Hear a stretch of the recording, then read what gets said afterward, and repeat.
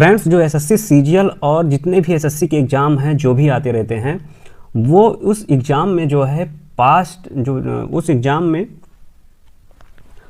Exam में tense का बहुत बड़ा रोल होता है। हर एक स्टूडेंट्स नहीं समझ पाते हैं कि टेंस का कितना बड़ा योगदान इंग्लिश में है। टेंस के बिना सारा का सारा ग्रामर आपका अधूरा है, क्योंकि अगर आपको टेंस आएगा तभी आप डायरेक्ट, इनडायरेक्ट, एक्टिव, पैसिव, सभी सेंटेक्स, जितने भी पार्ट्स ऑफ स्पीच, जो भी चीज़ें होती हैं, वो सब कुछ आप बहुत ही आसान तरीके से कर पाएंगे। इसलिए टेंस को पढ़ना बेहद ज़रूरी है। हमने पिछले वीडियो में प्रेजेंट टेंस का पूरा कॉन्सेप्ट सब कुछ बता दिया था। आज मैं लेकर आया हूँ पास्ट इंडेफिनिट टेंस। ओके, आज मैं पास्ट को मैं पढ़ूंगा और जो जितने भी एग्जाम्पल हैं, आगे एक वीडियो आएगी, आप लोगों को क्वेश्चन आंसर दे दिया जाएगा।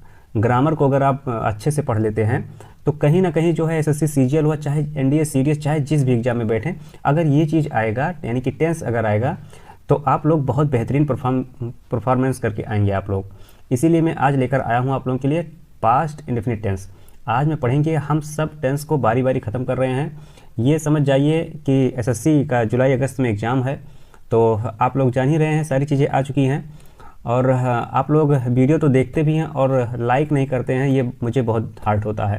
मैं बहुत मेहनत से आप लोगों के लिए वीडियो बनाता हूँ। जितने भी इमेजेस हैं, इमेजेस चुनकर मैं, इतना मेहनत लगता है सारी चीज़ों को बनाने में। आप लोग एक लाइक तो कर दिया करिए आप लोग, क्योंकि मुझे अंदर से मोटिवेशन मिलता रहेगा। ओके, नहीं तो मेरे पढ़ाने से क्या मतलब है, क्योंकि आप लोग कोई कमेंट भी नहीं करते हैं। अगर कमेंट करेंगे आप लोग तो मैं समझ पाऊँगा कि आप लोगों को ज़रूरत किस चीज़ की है। ओके, आज चलिए हम लोग पढ़ते हैं पास्ट इंडेफिनिट टेंस।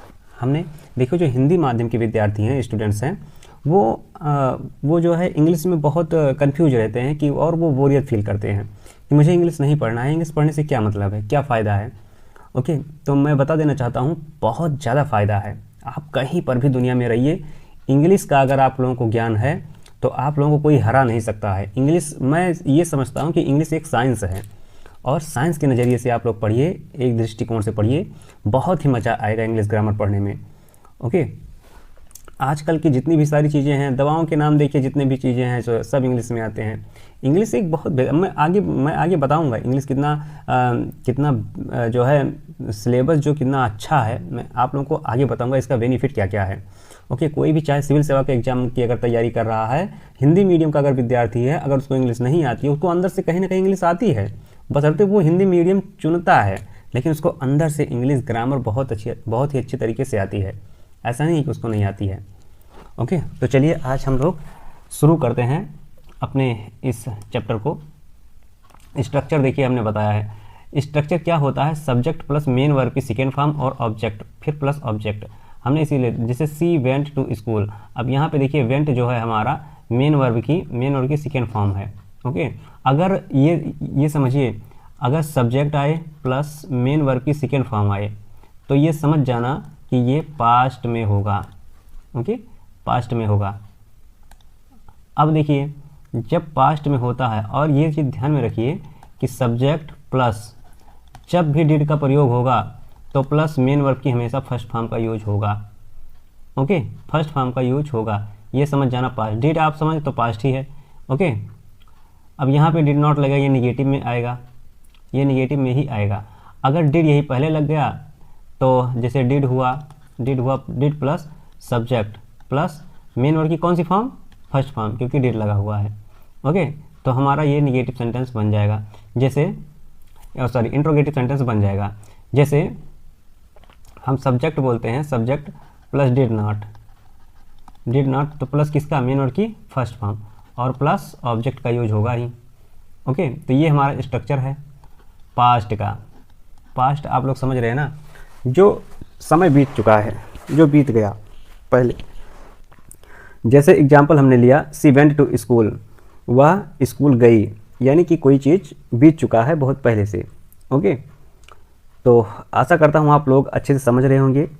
हमारी वीडियो अगर पसंद आएगी तो लाइक ज़रूर करना, और नीचे कमेंट भी करना। अगर जो भी स्टूडेंट्स एसएससी सीजीएल या 10+2 की तैयारी कर रहे हैं, या जो आरओ एआरओ एग्ज़ाम की तैयारी कर रहे हैं, जो देना चाहते हैं, यूपी का जो है आरओ एआरओ का, एएससी इलाहाबाद का जो है, तो उसमें कहीं ना कहीं इंग्लिश बहुत ही अच्छे से पूछी जाती है। इसलिए हर एक एग्ज़ाम के दृष्टिकोण से मैं ये जो है कॉन्सेप्ट बता रहा हूँ। ओके, एक छोटे से एक नन्हे से बच्चे जैसा, कि आप लोग आसानी से इस चीज़ों को समझ सकें।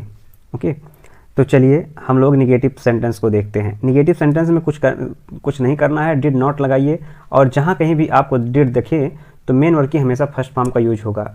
और इंट्रोगेटिव का डिड आप पहले लगा दीजिए, फिर सब्जेक्ट लगाइए, फिर मेन वर्ब की फर्स्ट फॉर्म प्लस ऑब्जेक्ट लगा दीजिए, तो वो निगेटिव वो इंट्रोगेटिव बन गया।